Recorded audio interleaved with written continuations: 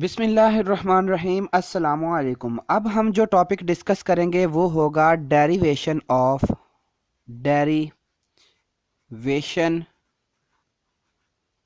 Of gas laws from kinetic equation.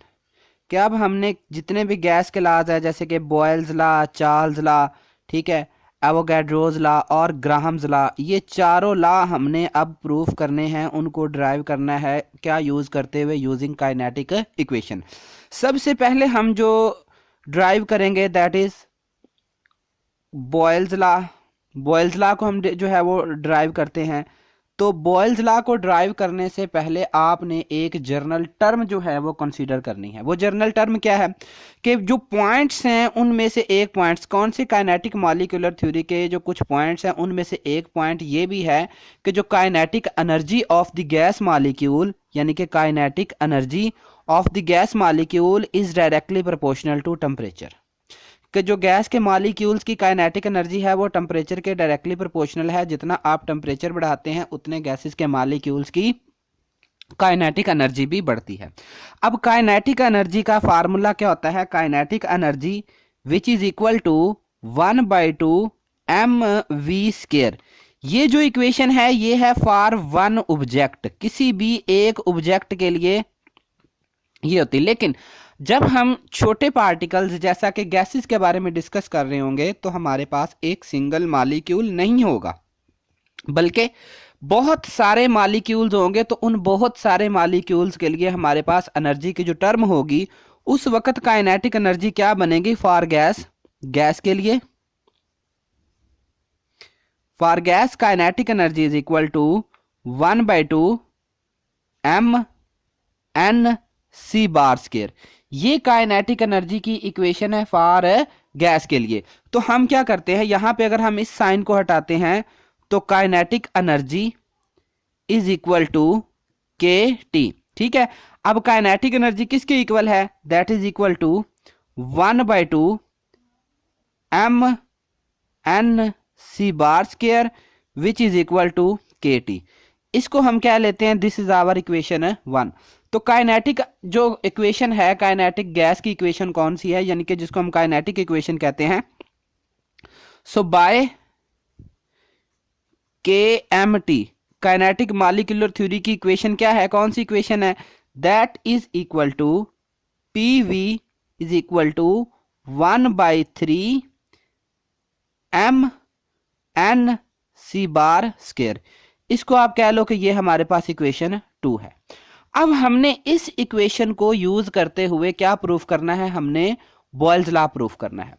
सो अगर हम इस इक्वेशन को यूज करके बॉयल्स लॉ प्रूफ करना चाहते हैं तो हमें एक जो टर्म है वो करनी पड़ेगी, एक मैथमेटिकल चेंज करना पड़ेगा। क्या करना पड़ेगा कि हमने क्या करना है? Multiply and divide equation 2/2। Equation 2 की जो है वो multiply and divide right hand side of equation 2/2। दो के साथ ये जो राइट हैंड साइड है वो ये वाली है। ठीक है, ये इक्वेशन की कौन सी है? ये राइट हैंड साइड है। इस राइट हैंड साइड को आपने 2 से ही मल्टीप्लाई कर देना है और 2 से ही डिवाइड कर देना है। तो अब हमारे पास इक्वेशन क्या बनेगी?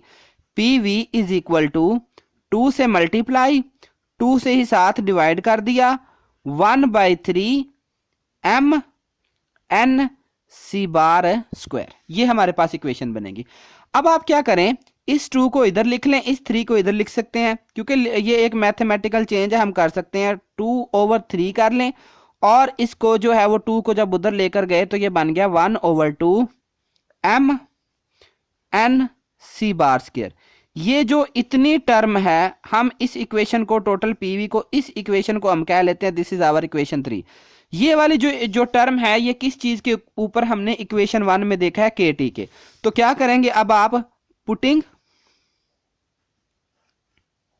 ये कह लें put equation 1 in equation 3, equation 1 को आपने इक्वेशन 3 में जो है वो पुट कर देना है। सो जब आप ऐसा करेंगे तो अब ये वाली जो सारी टर्म है ये के टी के इक्वल है, ठीक है, ये ऊपर देखें यहाँ पे के टी के इक्वल है। सो क्या बनेगी इक्वेशन हमारे पास, P V is equal to 2/3 into K T. तो ये हमारे पास जो है, अब ये जो हमारी इक्वेशन है P V is equal to 2/3 K T, ये हमारे पास इक्वेशन जो है वो क्या हम इसको कह लेते हैं, दिस इज आवर इक्वेशन 4। अब हम जानते हैं बाय बॉयल्स लॉ, यानी कि in Boyle's law, Boyle's law में क्या चीज कांस्टेंट होती है, in Boyle's law T is constant, temperature जो है ये कांस्टेंट है, टेम्परेचर चेंज नहीं होता। सो ये वाला जो सारा फैक्टर है ये सारे का सारा कांस्टेंट हो जाएगा, ठीक है। तो हम क्या करेंगे, इसको लिखेंगे P V is equal to K prime, हम एक अनदर कांस्टेंट ले आएंगे, ये हमारे पास एक और कांस्टेंट होगा, जबकि वेयर के prime is equal to 2/3 K into T, क्योंकि बॉयल्स लॉ में क्या चीज कांस्टेंट है, टेम्परेचर कांस्टेंट है। सो हमने टेम्परेचर को जब कांस्टेंट किया है तो ये वाला जो फैक्टर है सारे का सारा कांस्टेंट, और हम इसको एक नए कांस्टेंट के इक्वल ले हैं, तो इसको आप कह ले this is equation 5। So which is Boyle's law, जो कि बॉयल्स लॉ की ही इक्वेशन है, विच इज बॉयल्स लॉ।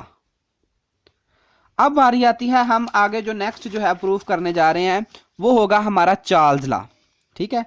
अब नेक्स्ट हमने जो प्रूफ करना है अभी काइनेटिक इक्वेशन को यूज करते हुए, वो हमने अब कौन सा कानून पुट जो है वो प्रूफ करना है, that is Charles law.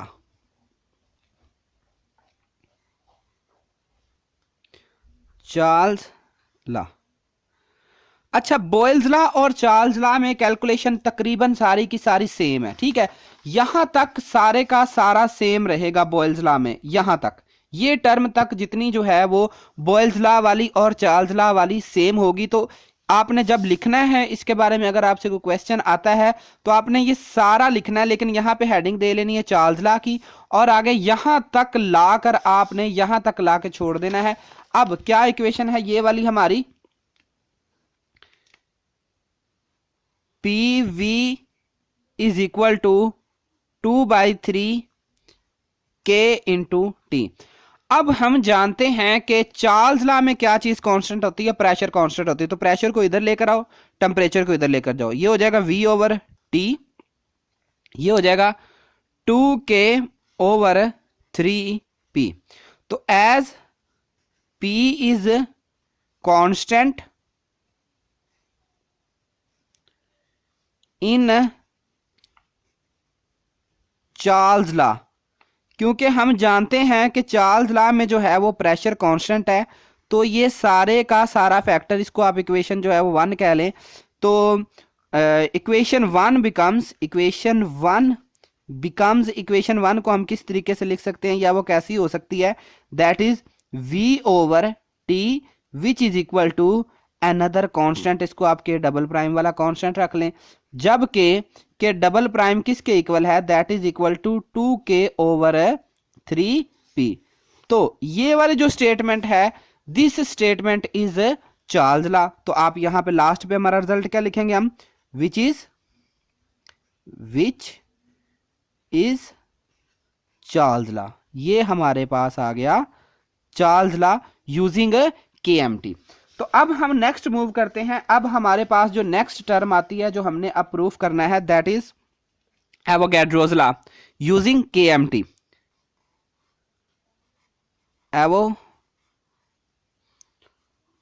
Avogadro's law, KMT की इक्वेशन को हमने इस्तेमाल करते हुए ये काम करना है। तो एवोगैड्रोस लॉ क्या कहता है, इसकी कुछ टर्म है कि सबसे पहली कंडीशन इसकी ये है कि अगर गैसेस का इक्वल वॉल्यूम हो, यानी कि इक्वल वॉल्यूम हो, ठीक है, इसी तरह से अगर गैसेस का इक्वल प्रेशर हो, और तीसरी कंडीशन इक्वल टेम्परेचर हो, तो ऐसी सूरत में गैसेस के जो मालिक्यूल्स होंगे उनकी तादाद सेम रहेगी। एक चीज यहां पे ज़हन नशीन कर लें, हम यहां पर दो गैसेस की बात कर रहे हैं कि फर्ज करो हमारे पास दो गैसेस हैं, उनका वॉल्यूम भी सेम है, उनका प्रेशर भी सेम है और उनका टेम्परेचर भी सेम है, तो उनमें जो नंबर ऑफ मालिक्यूल्स होंगे वो भी सेम होंगे। N1 कह लो कि हमारे पास कोई गैस एक है, उसके नंबर ऑफ मॉलिक्यूल्स या नंबर ऑफ मोल्स सॉरी वो N1 होंगे, और ये जो दूसरी गैस है इसके नंबर ऑफ मोल्स N2 होंगे। यानी कि अगर हमारे पास वॉल्यूम, प्रेशर और टेम्परेचर कांस्टेंट है तो हमारे पास जो गैसेस होंगी उनके नंबर ऑफ मोल्स आपस में बराबर होंगे। तो फर्ज करो कि लेट अस कंसीडर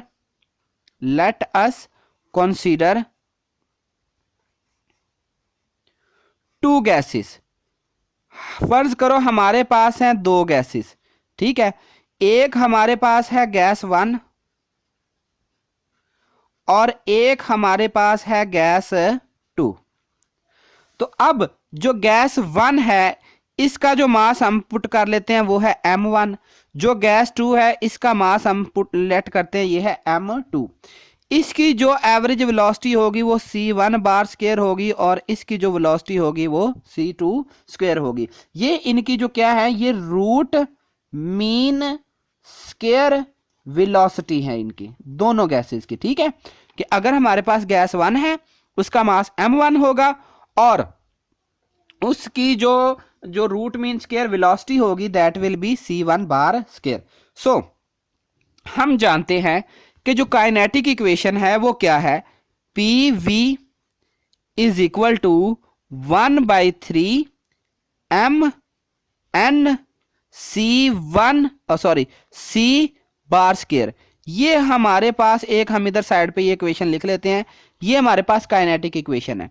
तो अब हम करेंगे यहां पे काइनेटिक इक्वेशन फॉर गैस 1। अब गैस 1 के लिए क्या इक्वेशन बनेगी, देखें सबसे पहली ऊपर टर्म क्या है, आपके पास प्रेशर भी सेम होना चाहिए, आपका जो वॉल्यूम है वो भी इक्वल होना चाहिए, यानी कि ये कांस्टेंट होना चाहिए। तो ये वाली इक्वेशन हमारे पास बनेगी pv is equal to 1/3 m1 n1 और c1 बार स्क्वायर। ये गैस 1 के लिए बनेगी तो इसको आप इक्वेशन 1 कह ले।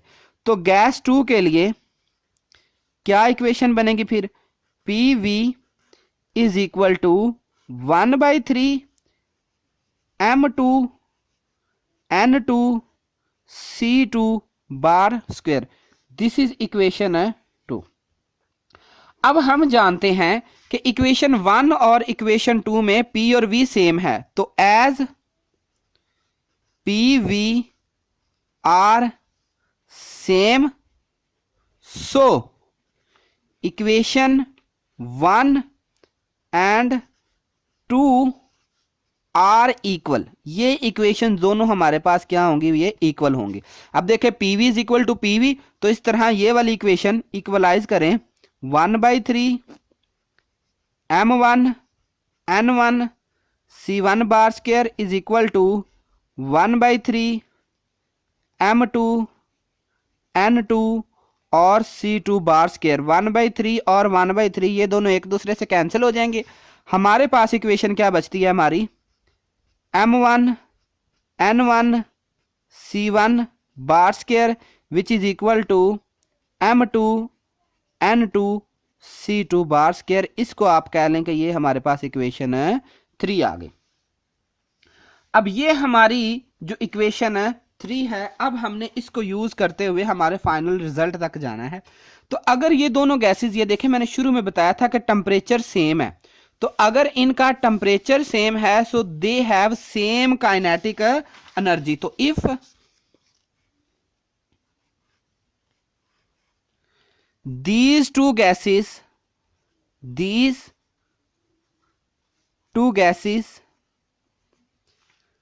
are maintained, इन दोनों को आपने मेंटेन किया है इस तरीके से कि कब, at same temperature, at same temperature. अगर आपने इन गैसेस को इस तरीके से रखा है कि टेम्परेचर जो है वो सेम है, तो देन जो काइनेटिक इक्वेशन होगी कि काइनेटिक एनर्जी आर सेम, इनकी काइनेटिक एनर्जी भी सेम होगी, क्योंकि सेम टेम्परेचर है ना। तो काइनेटिक एनर्जी तो डायरेक्टली प्रोपोर्शनल टू होती है टेम्परेचर की। अगर टेम्परेचर सेम है तो इन दोनों गैसेस की काइनेटिक एनर्जी भी सेम होगी। So for n is equal to 1, एक मोल के लिए हमारे पास इक्वेशन क्या बनेगी काइनेटिक एनर्जी की? So kinetic energy will be equal to 1/2 m n c bar square. ठीक है, ये n1 के लिए क्या बनेगी? n की जगह 1 पुट करें, क्योंकि n1 मतलब ये कहने का मतलब है कि जो मोल है हमारे पास, फर्ज करो जो गैस का मोल है वो 1 है। So kinetic energy that will be equal to 1/2 m c bar square, ये हमारे पास बन जाएगी। ठीक है, इसको जो है वो अब फॉर गैस वन के लिए क्या इक्वेशन ये बनेगी? Kinetic energy will be equal to 1/2 m1 c1 bar square. और इसी तरीके से इसको हम इक्वेशन नंबर जो है वो कह लेते हैं कि ये हमारी इक्वेशन नंबर 4 है and this is equation number 5। अब फॉर गैस 2, गैस 1 के लिए ये वाली है, ठीक है, और गैस 2 के लिए kinetic energy is equal to 1/2 m2 c2 bar square. अब देखिए काइनेटिक एनर्जी बेसिकली किसके डायरेक्टली प्रोपोर्शनल होती है? टेम्परेचर के। तो यहां पर भी देखें ये किसके इक्वल होगी? टेम्परेचर के। तो दोनों का टेम्परेचर सेम है, तो इसका मतलब ये दोनों आपस में इक्वल होंगी। सो इक्वलाइजिंग, इसको आप इक्वेशन 6 कह लें, तो हम लिखेंगे इधर इक्वलाइजिंग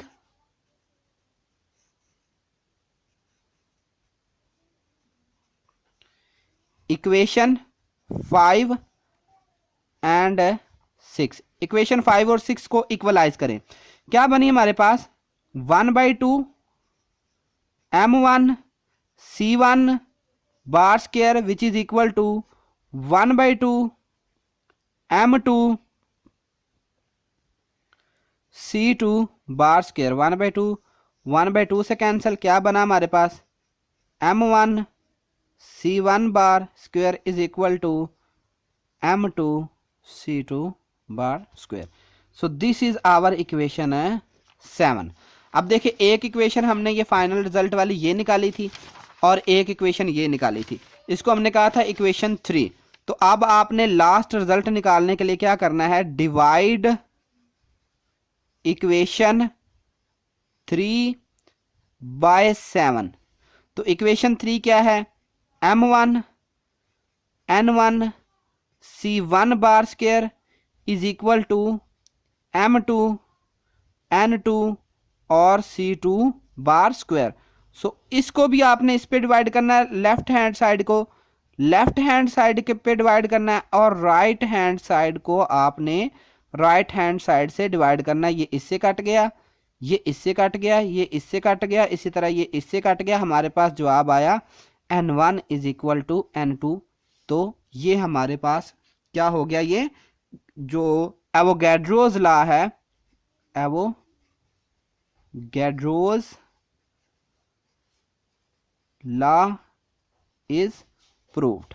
तो एवोगैड्रोज लॉ जो है हमारा ये प्रूफ हो चुका है। ठीक है, क्योंकि एवोगैड्रोज लॉ में यही था कि अगर गैसेस का टेम्परेचर, प्रेशर और वॉल्यूम सेम है तो उनमें नंबर ऑफ मॉलिक्यूल्स की तादाद भी सेम होगी। सेम अब हमारे पास जो लास्ट लॉ हमने प्रूफ करना है, अब हम जो प्रूफ करेंगे using kinetic equation, that is Graham law.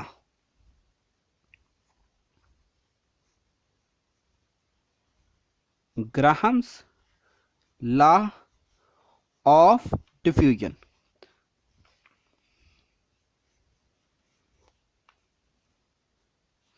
अब हमने ग्राहम लॉ ऑफ डिफ्यूजन को हमने प्रूफ करना है। तो सबसे पहले हमने एक चीज कंसीडर करनी है, हमारे पास जो है kinetic equation from KMT, kinetic molecular theory से हमारे पास इक्वेशन निकली हुई है, PV is equal to 1/3 m n C bar square, इसको आप कह लें कि ये हमारे पास अब इक्वेशन है 1 है, क्योंकि इसी इक्वेशन को हमने यूज करके हमारे आगे जो है वो रिजल्ट सारे के सारे जो हैं वो ड्राइव करने हैं। सो सबसे पहले ये हमारे पास इक्वेशन है। तो अब हमें ग्राहम लॉ प्रूफ करने के लिए एक चीज कंसीडर करनी पड़ेगी। वो चीज क्या होगी कि suppose that we have 1 mole of gas, कि हमारे पास जो गैस की तादाद है वो होनी चाहिए 1 मोल। तो n इज इक्वल टू 1 मोल। तो अगर किसी चीज का 1 मोल होता है तो उसमें इतने पार्टिकल होते हैं 6.02 मल्टीप्लाई बाय 10 की पावर 23। और ये जो चीज होती है ये होती है एवोगैड्रोज नंबर के, जिसको हम Na से रिप्रेजेंट करते हैं। तो बेसिकली n जो हो गया वो Na के इक्वल हो गया। तो पुट करें, सो इक्वेशन 1 बिकम्स, इक्वेशन 1 अब क्या बन जाएगी, that will be PV is equal to 1/3 m into NaC bar square. तो इसको हम इक्वेशन 2 कर लेते हैं, ठीक है। तो सिंस